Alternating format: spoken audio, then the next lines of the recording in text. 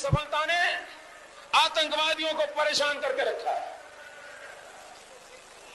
लाल चौक में पोस्टर्स लगाए, दीवारों पे लिखा है, जिसने अपनी मां का दूध पिया हो वो श्रीनगर के लाल चौक में आए, आकर के भारत का तिरंगा झंडा फहराएं, और अगर वो जिंदा वापस जाएगा तो आतंकवादी उसे इनाम देंगे।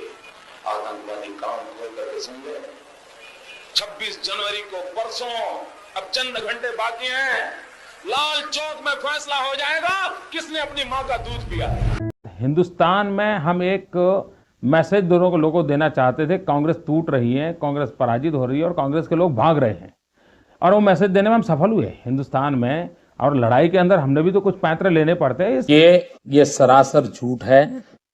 भारतीय जनता पार्टी के निर्णय भारतीय जनता पार्टी करती है। आज तक कभी भी आरएसएस ने किसी भी विषय में कभी भी दखल नहीं दी है, लेकिन कुछ लोगों को जब कुछ मिलता नहीं है तो इस प्रकार की बात करने के लिए कहीं ना कहीं आरएसएस को लाना उनके लिए अनिवार्य हो जाता है। होता क्या है कि मीडिया में स्पेकुलेशन शुरू होते हैं, फलाना ये बनेगा, ढिकना ये बनेगा, फलाना ये बनेगा, हेडलाइन बना देते हैं। जब बनता नहीं है तो उनको लगता है यार हमारा अखबार तो झूठा निकला, अब अखबार को सच निकालने के क्या कहना, तो ये कह देंगे फलाने के कारण नहीं बना। जब चुनाव होता है तो लोग वोट देते हैं सरकार चुनने के लिए, या तो वोट लोग देते हैं सरकार को हटाने के लिए। लेकिन यह पहला चुनाव ऐसा हो रहा है जिसमें सिर्फ वोट टू इलेक्ट नहीं है, सिर्फ वोट टू डिफीट नहीं है, पर लोगों के मन में एक नई धारा शुरू हुई है, वो है वोट टू पनिश। जिन लोगों ने देश पर करोड़ों रुपयों का बोझ लगा दिया, जिन्होंने एक अच्छी सरकार को हटा दिया, जिन्होंने एक अच्छे प्रधानमंत्री को हटा दिया, उनको पनिशमेंट देना, उनको सजा देना इस चुनाव के अंदर एक सबसे बड़ा अहम मुद्दा। नरेंद्र दामोदर दास मोदी ईश्वरना नामे सौगंध लઉં છું ઈશ્વરના નામે સોગંદ લઉં છું કે કાયદાથી સ્થાપિત ભારતના સંવિધાન પ્રત્યે હું સાચી શ્રદ્ધા અને નિષ્ઠા ધરાવીશ। હું સાચી શ્રદ્ધા અને નિષ્ઠા ધરાવીશ। कितना पढ़े हैं आप? वैसे तो मैंने 7 साल की आयु में घर छोड़ दिया, स्कूली शिक्षा के बाद में निकल गया। तब से लेकर के आज तक मैं भटक रहा हूँ नई चीजें पाने के लिए। स्कूल तक पढ़े, मतलब प्राइमरी स्कूल तक, हाई स्कूल तक, हाई स्कूल। बाद में हमारे संघ के एक अधिकारी थे, उनके बड़े आग्रह पर मैं एक्सटर्नल एग्जाम देना शुरू किया। तो दिल्ली यूनिवर्सिटी से मैंने बीए कर लिया एक्सटर्नल एग्जाम दे करके। भी उनका आग्रह रहा तो मैंने एमए कर लिया एक्सटर्नल एग्जाम से। मैंने कभी इस कॉलेज का दरवाजा देखा नहीं, लेकिन मैं यूनिवर्सिटी में पहले आ गया है। So you're now coming up to elections. There seems to me to be a state in turmoil. We're seeing repeated violence. We're seeing people living in fear. What has gone wrong with this breakdown in law and order here?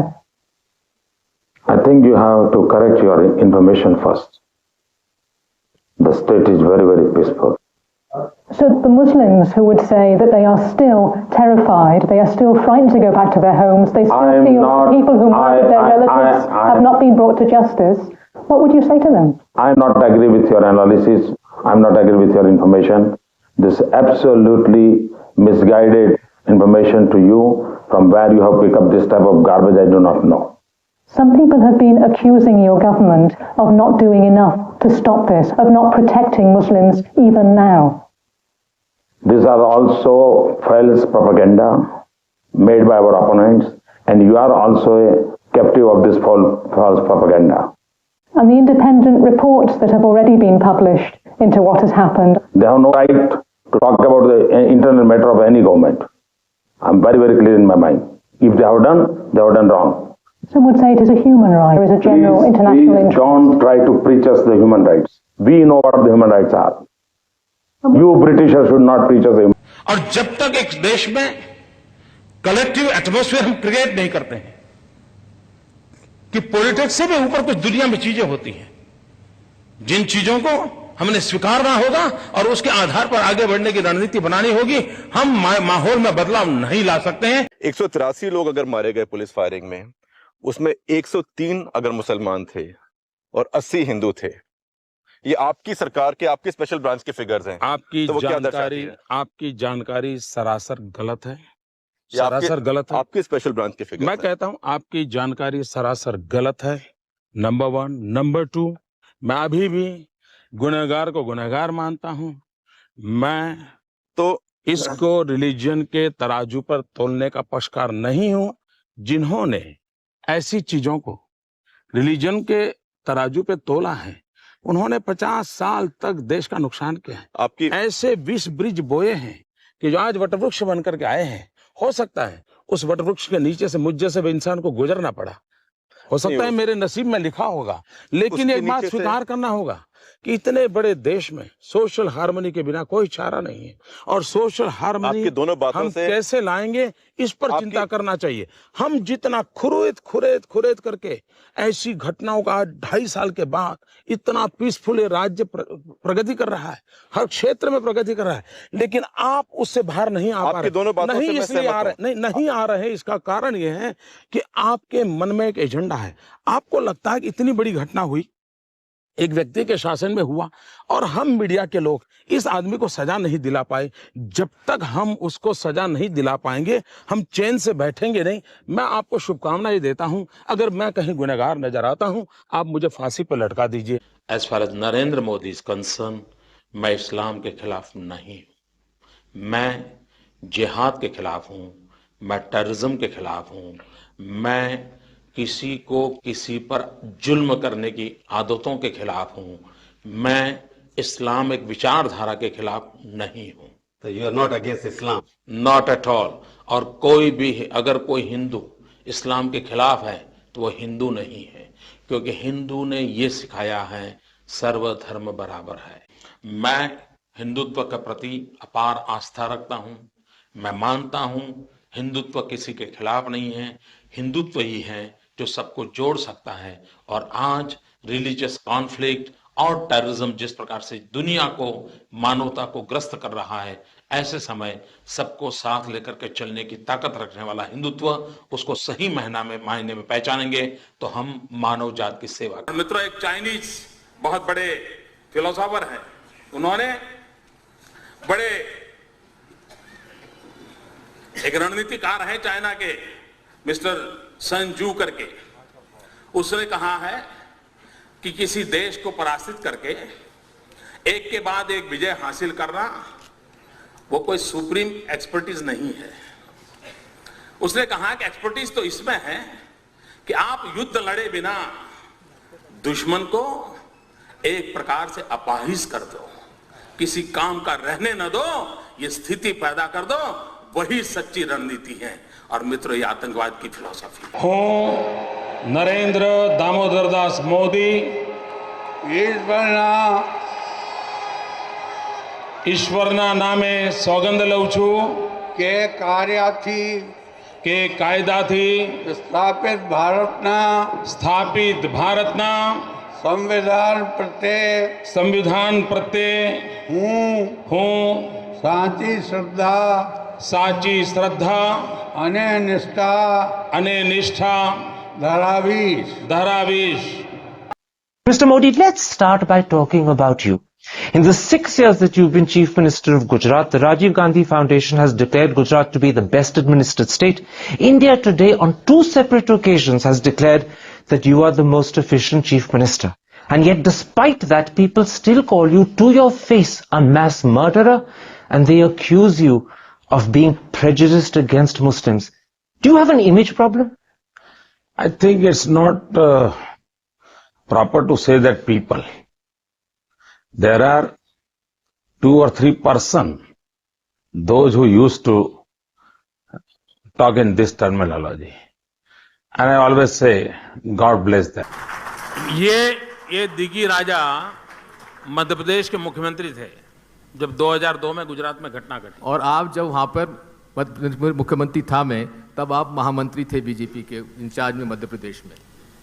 और गुजरात सरकार ने मध्य प्रदेश की सरकार को, महाराष्ट्र की सरकार को, राजस्थान की सरकार को तुरंत फैक्स चिट्ठी भेजी कि मुझे तत्काल पुलिस की मदद चाहिए, आपका पुलिस फोर्स मेरे यहाँ भेजिए। तीनों Congress rule state, I am talking about 2002 Farooq साहब, और इन्होंने मना कर दिया, इन्होंने मना कर दिया। मित्रों, आज भी हमारे देश में कहीं कोई घटना घटती है, एक राज्य दूसरे राज्य में पुलिस फोर्स की मदद भेजता है, ये तीनों राज्य कांग्रेस ने मदद करने से इनकार कर दिया। मित्रों, मैं कभी इन विषयों में जाता नहीं हूं, लेकिन आज मुझे जब मेरे मुंह में उंगली डाल रहे हो तब मुझे पब्लिक में कहना पड़ा। पाकिस्तान को उसी की भाषा में जवाब देना चाहिए, ये लव लेटर लिखना बंद करना चाहिए। ये प्रणब मुखर्जी रोज एक चिट्ठी भेज रहे और वो सवाल भेज रहे, ये जवाब देते फिरते। गुनाह वो करे और जवाब भारत सरकार दे रही है। लेकिन इंटरनेशनल प्रेशर है, उसका भी तो ख्याल रखना पड़ेगा सरकार को। इंटरनेशनल प्रेशर पैदा करने की ताकत आज हिंदुस्तान में 100 करोड़ का देश है।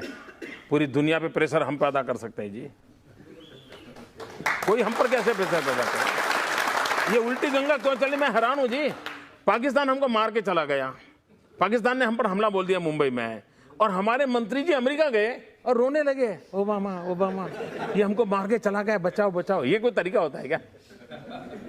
पड़ोसी मार के चला जाओ और अमेरिका जाते हो? अरे पाकिस्तान जाओ ना। क्या तरीका होता? पाकिस्तान जो भाषा में समझे समझाना चाहिए।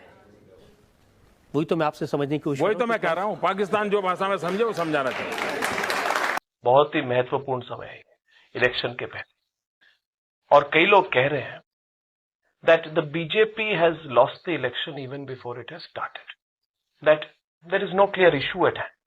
In 2004, you had at least two set issues. There was the foreigner issue on Sonia Gandhi, and there was the India shining issue. This time, the BJP seems to be floundering. That was not an issue at all. That was not an issue at all. This time, there are issues, and very important issues are there. In election, particularly in this election, country will have to decide whether we want to support vote bank politics or development politics. The youth of the country is very, very eager to see the development politics. And I'm sure this is the agenda. The second agenda, who should lead this country? Whether Dr. Manmohan Singh ji और अडवाणी। आज पूरे विश्व में भारत सबसे युवा देश है। 21वीं सदी ये ज्ञान की सदी है। 21वीं सदी युवा की सदी है, और भारत एक ऐसा देश है कि जिसके भाग्य में इस शताब्दी में युवा होने का गर्व उसे प्राप्त हुआ है। और यही देश ऐसा है कि जिस भूमि में ज्ञान की उपासना वेद से विवेकानंद तक चलती आई है, और इसी परंपरा के कारण और मानव इतिहास से कहता है कि जब जब मानव जात ज्ञान युग में प्रवेश किया है, तब तब भारत ने मानव जात का नरेंद्र दामोदर दास मोदी ईश्वरना नामे सौगंध लઉં છું કે કાયદાથી સ્થાપિત ભારતના સંવિધાન પ્રત્યે હું સાચી શ્રદ્ધા અને નિષ્ઠા ધરાવીશ। इस देश को आतंकवाद से अगर बचाना होगा, इस देश को नक्सलवाद से बचाना होगा, तो भाइयों बहनों, इस देश के 100 करोड़ नागरिकों ने, 120 करोड़ नागरिकों ने संकल्प करना होगा जीरो टॉलरेंस का। अगर जीरो टॉलरेंस का हमारा संकल्प होगा, तभी जाकर के हम ये आतंकवाद से, नक्सलवाद से, इस हिंसा से इस देश को बचा सकते हैं। लेकिन भाइयों बहनों, दिल्ली की सरकार में वो सीना नहीं है, 46 इंच का सीना लगता है दोस्तों, तब जाकर। संसदीय दल ने यह फैसला किया है कि श्री नरेंद्र मोदी को आगामी लोकसभा चुनाव के लिए प्राइम मिनिस्ट्रियल कैंडिडेट के रूप में प्रोजेक्ट किया जाए। इस समय सारे देश में जो जनता का मूड है, उस मूड को देखते हुए और साथ ही साथ अपने पूरे कैडर की जनभावनाओं को देखते हुए भारतीय जनता पार्टी के संसदीय बोर्ड ने यह फैसला किया है। तो क्या मोदी जी आप दिल्ली में सरकार बनाने जा रहे हैं? देश की जनता सरकार बना रही है, मोदी नहीं बना रहे हैं। देश की जनता भारतीय जनता पार्टी को भरपूर प्रेम कर रही है, मोदी को भरपूर प्रेम कर रही है। और मैंने कभी जीवन में सोचा भी नहीं था कि देश की जनता देती है तो छप्पर फाड़ के देती है। ये मैं अनुभव कर रहा हूँ। तो एनडीए ने 275 सीट्स कही है, लेकिन आपका कोर ग्रुप 318 320 सीट की बात कहता है, तो आपका क्या आकलन है? अभी जितना मतदान हुआ है, अब मैं एक पॉलिटिकल साइंस के स्टूडेंट के नाते एनालिसिस करके कहता हूं कि अब तक जो मतदान हुए हैं उसमें दो काम हो चुके हैं। एक, माँ बेटे की सरकार गई, इस देश की जनता ने उनको निकाल दिया। दूसरा काम किया है, आने वाली सरकार की मजबूत नींव अब तक के मतदान में हो चुकी है। बाकी जो मतदान है वो मजबूत सरकार बनाने का मतदान है। भारतीय जनता पार्टी के नेतृत्व में एनडीए की बहुत मजबूत वाली सरकार बनेगी और पिछले 25 साल में हिंदुस्तान ने ऐसी मजबूत सरकार कभी नहीं देखी। ऐसी मजबूत सरकार इस देश की जनता देने वाली।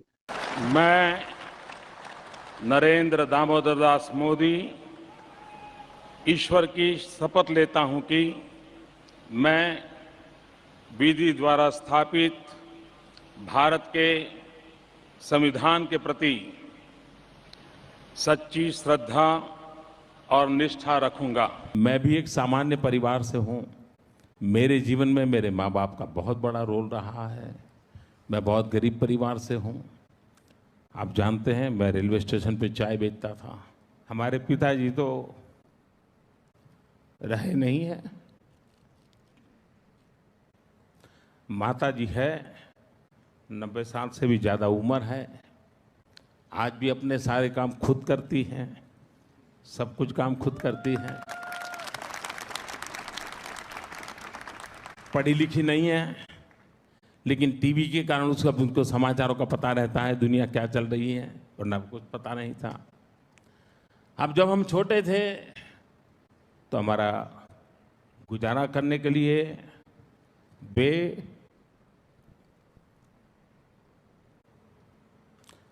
अड़ोस पड़ोस के घरों में बर्तन साफ करना, पानी भरना,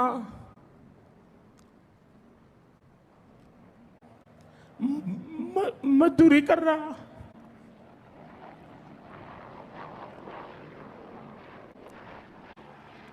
आप कल्पना कर सकते हैं कि एक मां ने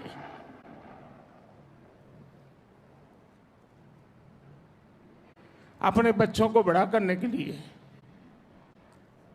कितना कष्ट उठाया होगा। और ये सिर्फ नरेंद्र मोदी के केस में नहीं है, भारत में ऐसी लाखों माताएं जिन्होंने अपने बच्चों के सपनों के लिए अपना पूरा जीवन आहूत कर दिया है। मैं आज लाल किले की प्राचीर से कुछ लोगों का विशेष अभिनंदन और आभार व्यक्त करना चाहता हूं। पिछले कुछ दिनों से बलूचिस्तान के लोगों ने, गिलगिट के लोगों ने, पाक ऑक्युपाइड कश्मीर के लोगों ने, वहां के नागरिकों ने जिस प्रकार से मुझे बहुत बहुत धन्यवाद दिया है, जिस प्रकार से मेरा आभार व्यक्त किया है, मेरे प्रति उन्होंने जो सद्भावना जताई है, दूर दूर बैठे हुए लोग, जिस धरती को मैंने देखा नहीं है, जिन लोगों को विषय में मेरी कभी मुलाकात नहीं हुई है, लेकिन ऐसे दूर सुदूर बैठे हुए लोग हिंदुस्तान के एक प्रधानमंत्री को अभिनंदन करते हैं, उसका आदर करते हैं, तो वो मेरे 125 करोड़ देशवासियों का आनंद है, वो मेरे 125 करोड़ देशवासियों का सम्मान है। और इसलिए ये सम्मान का भाव, धन्यवाद का भाव करने वाले बलूचिस्तान के लोगों का, गिलगिट के लोगों का, पाक के कब्जे वाले कश्मीर के लोगों का मैं आज तहे दिल से आभार व्यक्त करना चाहता हूं। महात्मा गांधी ने नारा दिया था, करो या मरो। उस समय का सूत्र था, करेंगे या मरेंगे। आज 2017 में 2022 को भारत कैसा हो, संकल्प लेकर के अगर चलना है तो हम लोगों को भी हम सब मिलकर के देश से भ्रष्टाचार दूर करेंगे और करके रहेंगे। हम सभी मिलकर गरीबों को उनका अधिकार दिलाएंगे और दिलाकर रहेंगे। हम सभी मिलकर नौजवानों को स्वरोजगार के और अवसर देंगे और देकर रहेंगे। हम सभी मिलकर देश से कुपोषण की समस्या को खत्म करेंगे और करके रहेंगे। हम सभी मिलकर महिलाओं को आगे बढ़ने से रोकने वाली बेड़ियों को खत्म करेंगे और करके रहेंगे। हम सभी मिलकर देश से अशिक्षा खत्म करेंगे और करके रहेंगे। मोदी हटाओ। और आप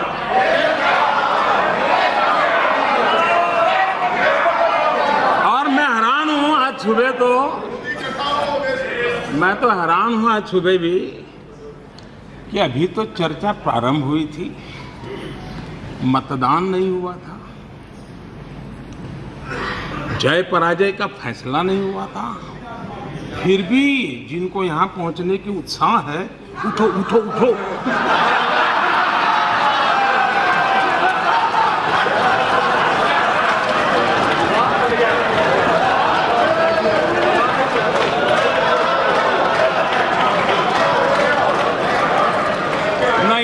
कोई उठा सकता है न बिठा सकता है, 125 करोड़ देशवासी बिठा सकते हैं, 125 करोड़ देशवासी उठा सकते हैं।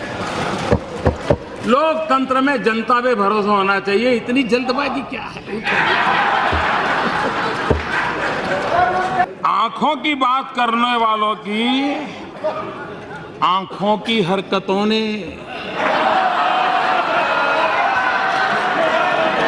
टीवी पे पूरा देश देख रहा है कैसे आंख खोली जा रही है, कैसे बंद की जा रही है। ये आंखों का खेल। पुलवामा हुआ, पाकिस्तान को पता था कि आप कुछ न कुछ तो करने वाले हैं, मोदी खाली तो बैठेगा नहीं, और पाकिस्तान ने पूरी तैयारी की थी उसको रोकने की, तो भी गए और बिना खरोंच हुए वापस आ गए। वो जो गलती हमारे देश में मेरे लिए लोग करते हैं ना, तो वो भी तो पुराने हमारे देश वाले ही हैं। 47 के पहले उनकी आदत भी तो वही है जो हमारी है, और इसलिए वो भी मेरे सामने में यहाँ के लोग जो टीवी पे वगैरह दिखाते हैं उसके आधार पर सोचते हैं, इसलिए गलती हो जाती है।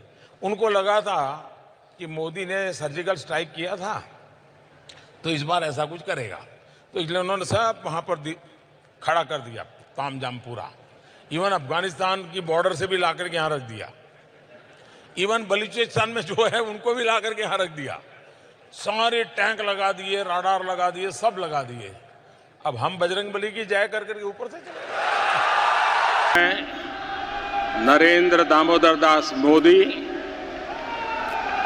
ईश्वर की शपथ लेता हूं कि मैं विधि द्वारा स्थापित भारत के संविधान के प्रति सच्ची श्रद्धा और निष्ठा रखूंगा। मेरी सरकार ने सुप्रीम कोर्ट के निर्देशानुसार श्री राम जन्मस्थली पर भगवान श्री राम के भव्य मंदिर के निर्माण के लिए और इससे संबंधित अन्य विषयों के लिए एक बृहद योजना तैयार की है। सुप्रीम कोर्ट के आदेशों के अनुसार एक स्वायत्त ट्रस्ट श्री राम जन्मभूमि तीर्थ क्षेत्र, ट्रस्ट का नाम होगा श्री राम जन्मभूमि तीर्थ क्षेत्र, श्री राम जन्मभूमि तीर्थ क्षेत्र का गठन करने का प्रस्ताव पारित किया गया है। ये ट्रस्ट अयोध्या में भगवान श्री राम की जन्मस्थली पर भव्य और दिव्य श्री राम मंदिर के निर्माण और उससे संबंधित विषयों पर निर्णय लेने के लिए पूर्ण रूप से स्वतंत्र होगा। When India grows, the world grows. When India reforms, the world transforms. माननीय अध्यक्ष महोदय, कांग्रेस पार्टी का सत्ता में आने की इच्छा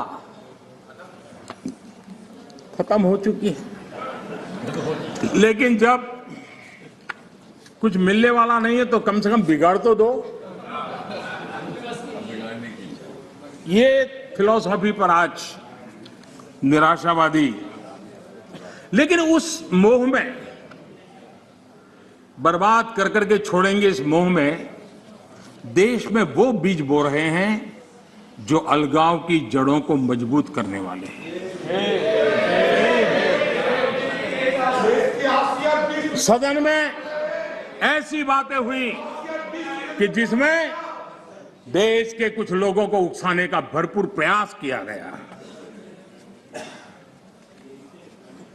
अगर पिछले 7 साल से कांग्रेस के हर कारनामे, हर गतिविधि उसको बारीकी से देखेंगे तो हर चीज को अगर धागे में बांध करके देखेंगे तो इनका गेम प्लान क्या है वो बिल्कुल समझ में आता है, और वो ही मैं आज उनका खुला कर रहा हूं। माननीय अध्यक्ष जी, आपका गेम प्लान कोई भी हो,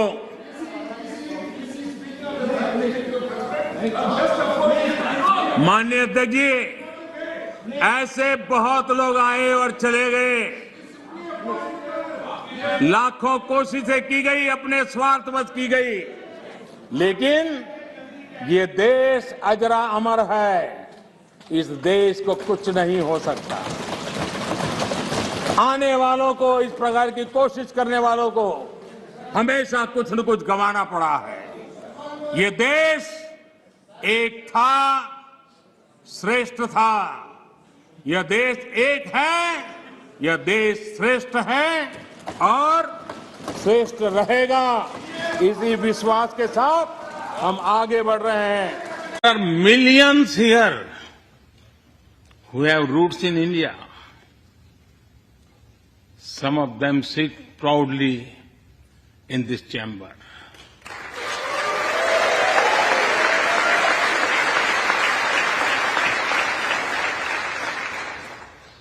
And there is one behind me who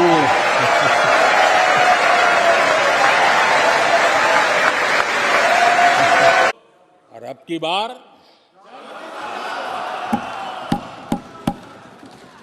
पूरा देश कह रहा है, अब की बार खड़गे जी भी कह रहे हैं। लेकिन अध्यक्ष जी,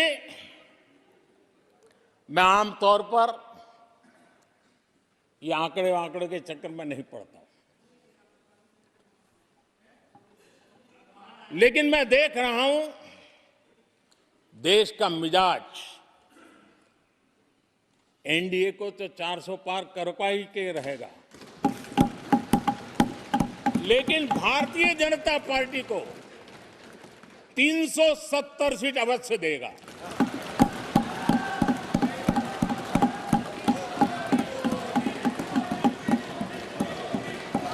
बीजेपी को 370 सीट और एनडीए को 400 पार। मैं नरेंद्र दामोदर दास मोदी ईश्वर की शपथ लेता हूं कि मैं विधि द्वारा स्थापित भारत के संविधान के प्रति सच्ची श्रद्धा और निष्ठा रखूंगा। मेरी जो ताकत है वो मोदी नहीं है, 140 करोड़ देशवासी, हजारों साल की महान संस्कृति परंपरा, वो ही मेरा सामर्थ्य है। इसलिए मैं जहां भी जाता हूं तो मोदी नहीं जाता है। हजारों साल की वेद से विवेकानंद की महान परंपरा को 140 करोड़ लोग उनके सपनों को लेकर के, उनको आकांक्षाओं को लेकर के मैं निकलता हूँ। और इसलिए मैं कि दुनिया के किसी नेता को हाथ मिलाता हूँ ना, तो मोदी हाथ नहीं मिलाता है। 140 करोड़ लोगों का हाथ होता है वो। तो सामर्थ्य मोदी का नहीं है, सामर्थ्य भारत का है। हमारी सरकार के 12 वर्ष पूरे हुए हैं।